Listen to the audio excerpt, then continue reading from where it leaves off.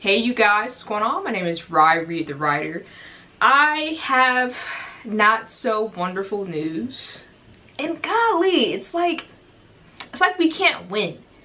It's like this year is just getting started and it's like we can't have nothing. Like we have to just struggle. So In-N-Out has closed. The In-N-Out restaurant has closed in Oakland, California. Oakland. And that sucks. That really sucks. That sucks so bad. And I'm an In-N-Out person. Like I love In-N-Out. And like maybe I'm a little weird. Maybe this is just me. When I go to In-N-Out, I get the same thing. I don't switch up my order. I'm the same person. And I know there's a secret order on at In-N-Out. I'm not really too sure aware of it. I'm pretty sure I could look it up, but I like what I like, and I'm just that person. When I like something, I'll keep doing it over and over. So I get a double cheeseburger, right? No onions, because onions are gross. And you can fight me on the comment section. If you eat onions raw, you're disgusting. If you eat onions grilled, you're still nasty. I don't care. I don't care. You can find me in the comment section. You're nasty. And you like to have bad breath. I said it. I said it. So I get my burger. Double cheese. No freaking onions. And what I'll do is I'll ask for like, I'll ask for like 6 or 7 cups of those pepperoncinis, right? And what I'll do is I'll get my burger, because I start with my burger first, I eat my fries last. It's always like that. Then I get a chocolate milkshake, right? So I get my burger, I put a whole bunch of ketchup on it, right? Then I'll take a bite out of it, then I'll eat the pepper. Not all of it, I'll just eat like a little bite of it. So while I'm like chewing my food, I get the spice and the kick and stuff. I love it. Then I do the same thing to the fries, like the fries, the peppers. In-N-Out is my guilty love. I used to go there all the time, like after school. Like I was always eating In-N-Out. But what sucks about it is just that In-N-Out isn't everywhere. It's in certain areas, and it's very spread out. So where I live currently, there's 2 In-N-Outs, but they're both like 20-30 minutes away. If there's traffic, it's 30-35 minutes away in both directions. There's one in San Bernardino. No, that's Redlands. There's one in Redlands. And there's one way out in San Bernardino. So when I go, it's like a special occasion for me, and I keep it like that. But yeah, I feel really bad about this. You losing at In-N-Out is like you losing everything. There's always a line at In-N-Out. There's always a line. And you're just losing. But it's for a reason. So I found this article. It's titled, "Crime Near the Airport is Terrible, and That's Not Unique to Oakland." And just forgive me on this video, I'm going to be drinking my tea while I'm reading. I'm not sick, I have allergies. I went for a hike yesterday and a whole bunch of sage was blossoming. And my behind was like, yeah, I could take the concrete path. I could take the cute path. I could be like a normal civilian. Or I can take the path that's completely dirt, a whole bunch of plants, and I can run through there and not give a lick. So I'm being punished, and that's my fault. So it's called "Crime Near the Airport is Terrible, and That's Not Unique to Oakland." And this was by the Oakland Side. Damn, that's credible. Crime near the airport is terrible. Damn. So this is like a known thing. That's really bad. Before I get into this, I've been to Oakland. I've gone multiple times. I went back around December, and I didn't realize how dangerous it was out there. Because same thing, I came from the airport. The guy who was getting my car, my rent-a-car, told me to not get gas in that area. He told me to leave and get far away as possible. And I was like, what are you talking about? What are you talking about? Like, I'm grown. I'm tall enough. Like, I'm not short, you guys. I'm pretty tall. I was like, I can take care of myself. And I didn't really listen to him either. So what I did is after I left the airport area, I had orange juice. I was a little bit exhausted from like just being out. And I wanted some sunlight. And it was the morning. It had to have been like 7 in the morning, 8. I'm drinking my orange juice outside the car, right, like a dummy. I do that. I have a black SUV. I'm thinking no one's gonna mess with me. And guess what happens up the street, right? This guy, I hear him screaming. I'm not sure what was going on. And I look to the street because I'm like standing right there between, you know, the street's right here, but I'm in front of my car and a whole bunch of other cars are like lined up. And this car is parked by this other car. It was a robbery. Some people jumped into the other person's car, stole something or whatever, and they drove off. And here comes this guy on the sidewalk screaming and yelling. Clearly a tourist. Clearly a tourist. And guess what I did? I left. Yo. See, I'm that black person. I don't like to watch stuff. Like, I'm not that black person. I leave the minute it starts looking a little crazy. I'm out. Like, I have no interest in recording stuff. I don't like to be at the corner like that. I don't like to be outside like that. I leave. I left. I ain't getting caught up on nothing. I got a life. You know, I got things to do. I'm not even married. I gotta get married first. Okay, so let's get into this article. In-N-Out says it's closing its Oakland restaurant due to ongoing crime around the Oakland International Airport. We looked at the data to see what's going on. And if you do want to read the article, it's going to be down below in the description. Over the weekend, representatives for In-N-Out announced the company was closing a profitable restaurant in Oakland, because they're all profitable, all In-N-Outs, due to ongoing issues with crime. The restaurant is located near Hengenberger Road, one of the main routes to and from the Oakland International Airport. This was disappointing news for many Oaklanders, but it probably wasn't surprising to local officials who have long been aware of public safety problems at In-N-Out and the neighborhood around the airport. And this is what I'm gonna do for you, because I like you so much. Like, I really do. Like, just not them. I like you. I really like you. I'm gonna show you this video I found off of TikTok, because I typed it in. I was like, what's going on over there by the airport? I wanted to see if it was that bad. Like, what I saw was bad, but like I said, y'all, I don't be outside. I'm not trying to record stuff. So you would never catch a video of me going like, oh, there goes a burning building, you guys. I'm not that reporter. I'm the reporter where I look up stuff online. Like, that's me. I like to be at home in a safe place in my office, in the comfort of my office, where it's safe. So I'm going to show you this video. I found it on TikTok. It's titled, Tourists Robbed Oakland, California. So we're going to watch it together. I'm going to put it on right now. Look, that fool's scoping. Look, he's scoping. Look, he's looking. He looking like, who should I get next? Who you gonna get next, bruh? Look at it. Look at it. Look at her. Damn, look at her. Damn. Damn.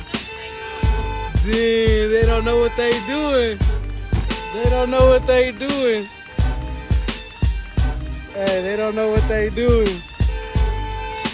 Hey.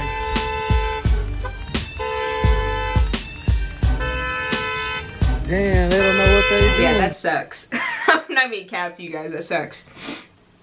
You know what's crazy too? This dude is recording and he could have maybe did something, but it's not like his business and you could get hurt doing that. But he legit just stood there and was like laughing about it too. It's crazy. But yeah, you know, and it was a chick too.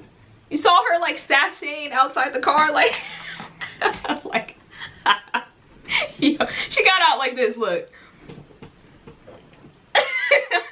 And she like busted that window in, like, it's crazy in an infinity. Okay, here's another video in San Francisco. It's by the Palace of Art. There's another situation, another car break-in. So this is repeated. And these videos, you guys, these aren't old videos. These videos have been recorded in the last like 2-3 months. So this is actually recent. So I'm gonna show this to you guys too, because I want you guys to understand the scope of what's actually happening in San Francisco. So here's this next one. Like I said, it's outside of the Palace of Arts. Here we go.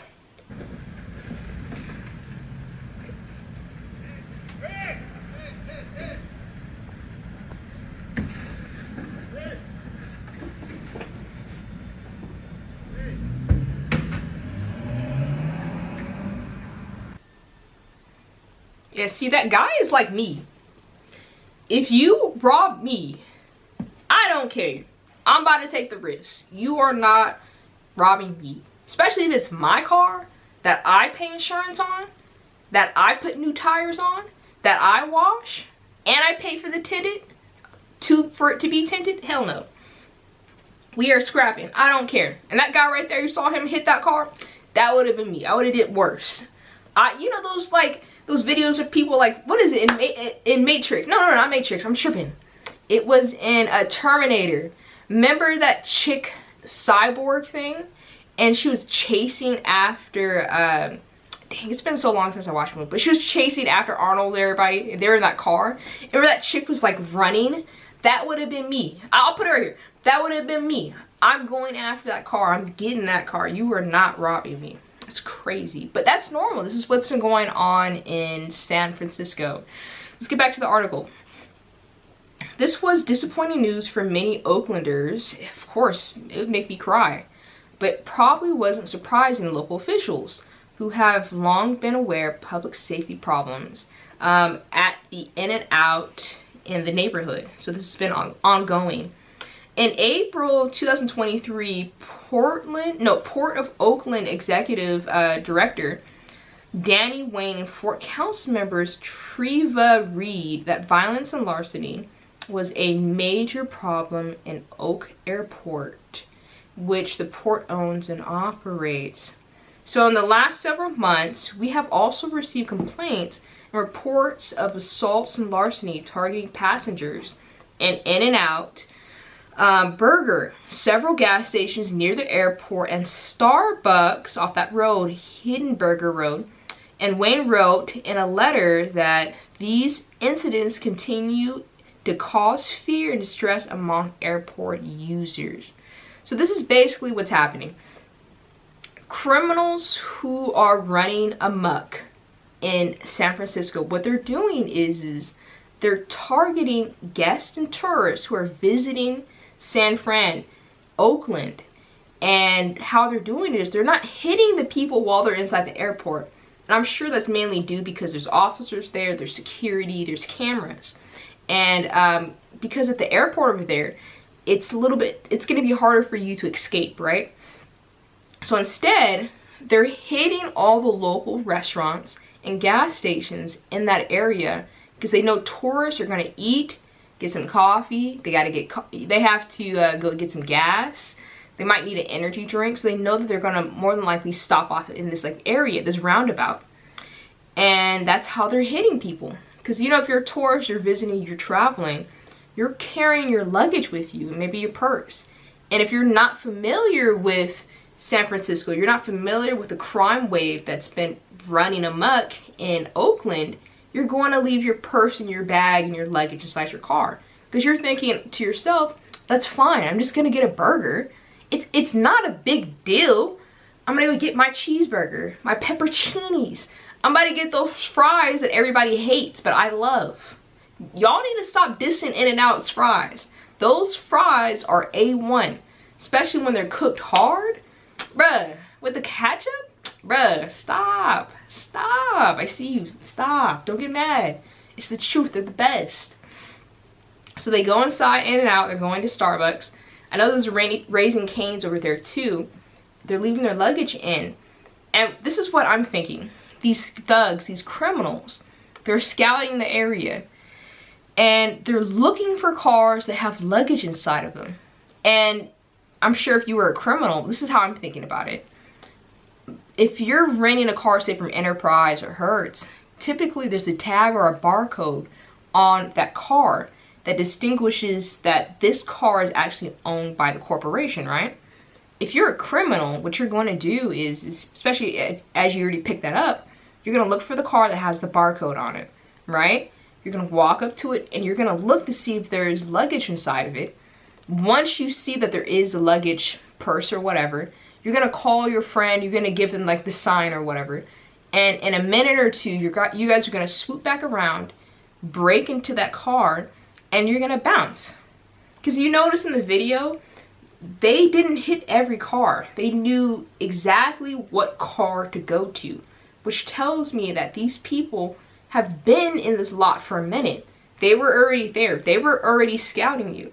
These criminals are hiding amongst the public, and they're waiting for you or just anyone to look vulnerable, and they're taking advantage of the system. It's a genius for them.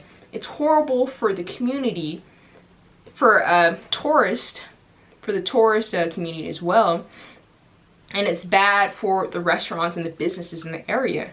Because think about it like this. This is also another issue. If I'm a tourist and I'm coming to this country, say I came to America from like Australia, China, Japan, Mexico, wherever, right? And I want to visit San Francisco. I want to look at the bridge. I want to look at something. I'm about to look at the fashion district, the trolleys. I'm about to look at this weird street that like swivels up and down. Right? I'm about to be outside. Okay, right? I'm excited. And right? I make myself laugh. But yeah, I'm from a different country and my car gets broken into. It's my first time being here, or I've been here multiple times, but being here, I'm never gonna come to this airport ever again. Because not only did I have an impact to my rental, hopefully I have insurance on it, right? I had paid for that extra insurance, but if I didn't, it's coming out of pocket. But now I lost all my luggage. And maybe I brought my laptop, I brought a camera, I brought my devices. So a simple plane trip and a simple visit turned into something where you've lost thousands. Like in my case, if I'm traveling, I bring my laptop with me. If my laptop got stolen, it's not worth $1,000. It's probably, and this is for me, my laptop is probably worth billions. Because I write down all my book ideas and all my journal stuff, and I have all my layouts for all my businesses. Who knows, right? So for anybody, they're losing a like unrecoverable like amount of things, and things that can't be replaced. Like clothing, sure, but you still don't want to lose that stuff. So it's frustrating. And I'm sure for In-N-Out, they're just looking at it going like, if we can't stop the crime, then we're just gonna take In-N-Out out of here. Y'all gonna make us look bad. So I'm gonna continue with the article. And this is a really good article, you guys. Okay, so it goes, Juan also cited reports about thieves targeting cars outside the Starbucks, like I said, on 98th Avenue. And the masked thieves who ransacked rental cars parked at businesses at the airport plaza. Juan added that rental car companies at the airport responded to these instances by removing vehicle identification barcodes. Yeah, like I said, from their cars, they don't stand out as rental cars. Yeah, pretty much. Pretty much. See, that's what I'm saying. I'm thinking like a criminal. There's a lot of ways to think about it. Here we go. The article continues. You can't feel good. There's nothing to feel good about when you're getting calls about businesses closing and businesses getting robbed, Reed told the Oakland side on Monday, adding that she was en route to meet with a merchant near the airport to address their concerns about public safety. Oakland will not be able to solve alone the challenges that we are bearing in this part of the district and city. I don't know what they're gonna do. Man, they gotta do something. Okay, the article continues, how bad is crime around the Oakland airport? In this part of the article, we're gonna get more into the statistics. This is the stuff I actually like. As we previously reported, 2023 was a bad year for crime in Oakland. No cap. Oakland was on my TikTok news feed almost every day. Y'all were getting robbed everywhere. Nike, Walgreens, convenience stores, you name it. Everybody getting robbed. The malls. Oakland, y'all were getting hit. Compared to 2022, the city saw a 23% increase in burglaries. A 45% increase in vehicle thefts and 38% uptick in robberies. Homicides and shootings didn't really increase from 2022 to 23. But this isn't good news given that both increased starting in early 2020. And what I'm thinking, you guys, is what happened in 2020? What was something that impacted majority democratically run states and cities. The George Floyd riots, the BLM protest. And those protests really brought out a wave of crime. I know a lot of people, not all, some people were there for good intentions. They were there to give out their woes and their concerns for police brutality, which I'm totally here for, I totally respect. But there also was a huge wave of individuals who at night, because they always came out at night, who would target Walmarts, gas stations, stores. I think out here in LA, they even hit a dealership and they stole like a whole bunch of Dodge Chargers and Challengers and trucks. Like they were hitting everything, you know? And it got bad. And I think from that point, 2020, since then, crime has been high. But this is what I'm theorizing. This is just, you know, this is me just speculating. I think after that moment, there had been a push to defund the police. I know in some areas that actually did happen. I believe it was out in Oregon, Seattle area, they actually did defund the police. They took a lot of money outside of police funding. That was their decision. That's what the people decided. Out here in LA, I'm not sure if that really happened, but I think, well, I don't think, I know what happened is a lot of police officers quit. So we lost a lot of enforcement. And also, since there was such a big push for police reinforcement, for changes in the policing system, I noticed that a lot of cops would normally pull over somebody for just like jaywalking, like a normal petty crime. They stopped doing that. They stopped covering those things because it just wasn't even worth it for them to even take on those cases. And I think from there, crime has just, it's skyrocketed. And it's not just out here in California. It's like I said, in Oregon, Seattle, Washington as well. Washington, D.C., I've noticed. New York has gotten pretty bad. New York is having a whole bunch of issues. In Detroit, Michigan, their crime has been up to. Colorado and Denver. So it's been a little bad everywhere. I know Houston as well, Texas. But yeah, it's a lot of these like certain cities where crime has kind of gotten just bad. So let's get into it.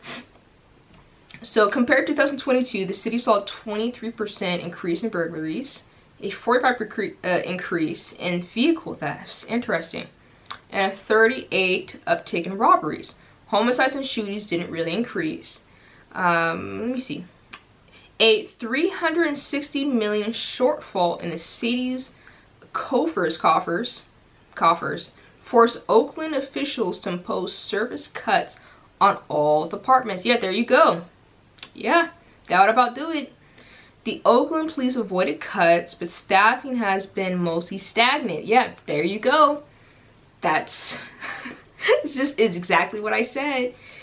You have a situation where you're soft on crime. You have a situation where lots of police officers quit, right? That's also an issue. Then you have a department where it's stagnant because there's a shortfall in the city, which is in Oakland, right? They don't have as much money going on. And since they're not increasing, that means that they're losing. If you don't continue to fill the supply, then you're always at a deficit. And that's what's happening.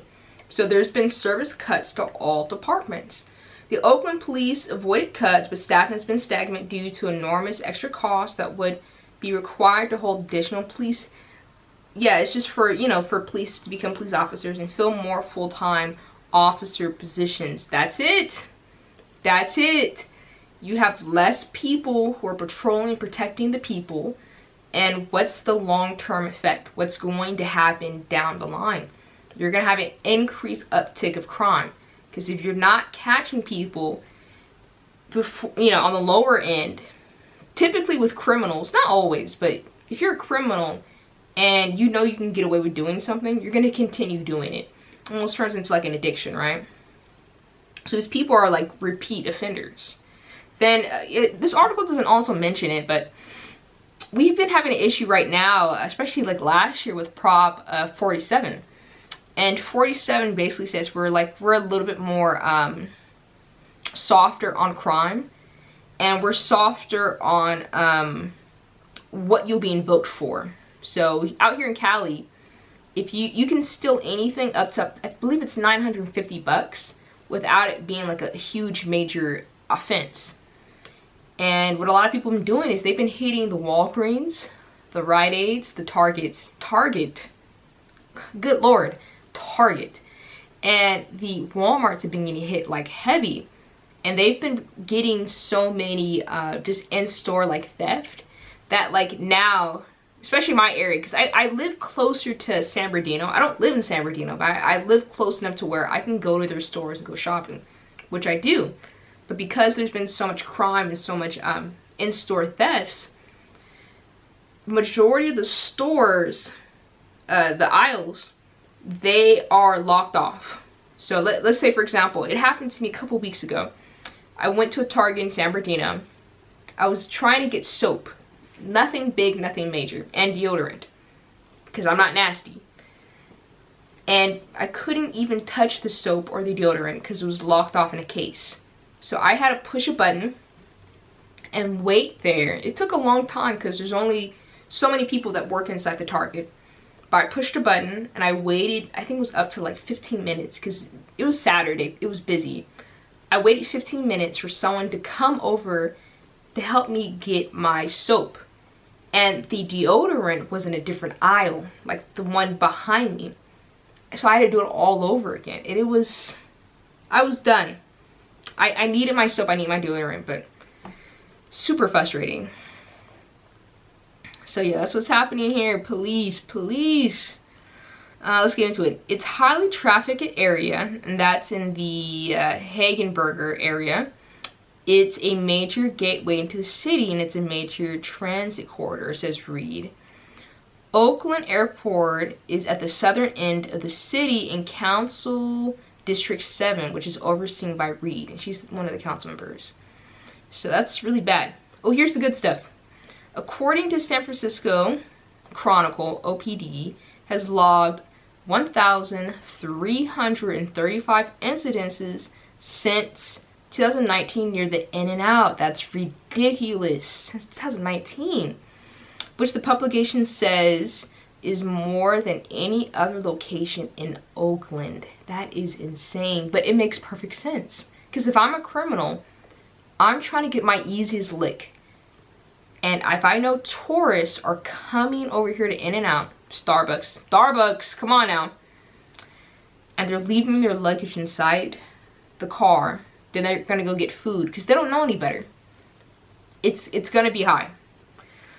The majority of the incidences, 1,174, involve car break-ins. So that's what's happening. So that means out of 1,300 incidences near the In-N-Out area, 1,174 of those crimes are car break-ins. That says a lot. Tourists. They're basically going after tourists. That's insane. Let me see what else I can pick out from this article, because this article is long. It has a lot. Oh, here's a good one. In 2015, the OPD reported that it accounted 72% of auto burglaries in the broader police area. The OPD's year-end crime report for Area 5 showed that there were 1,292 break-ins in 2015. Therefore, there were roughly 930 break-ins and beat 31. That's about 2.5 break-ins per day. And this is just me just thinking about it. These are the break-ins that were reported. What about the ones that weren't? That's still crazy high. That's absolutely insane. Let me see what else. In 2019, the incidence of larceny. Oh, we're gonna do this one. This is the last little bit I want to share with you guys. And this is a really good article, by the way. I keep saying that, but this is a really detailed article. In 2019, Area 6 had 1,010 incidences of larceny. The number dropped to 775 in 2020. Keep in mind the dates.